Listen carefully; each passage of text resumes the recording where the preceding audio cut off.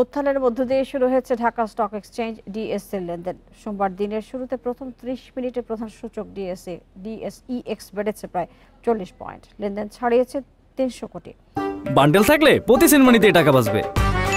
বিকাশ send money bundle কিনে জিতুন প্রতি লেনদেনে।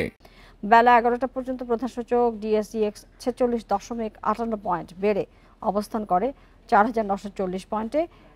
এই সময়ে ডিএসসিতে মোট লেনদেন হয় 176 কোটি 16 লাখ টাকার শেয়ার এবং ইউনিট। বাজারে সক্রিয় থাকা কোম্পানিগুলোর মধ্যে 227টির শেয়ার দর বেড়েছে, কমেছে 80টির এবং অপরিবর্তিত রয়েছে 75টির শেয়ার দর। এদিকে গত সপ্তাহের শেষ কার্যদিবসে ডিএসইর বাজার মূলধন ছিল 6,66,600 কোটি।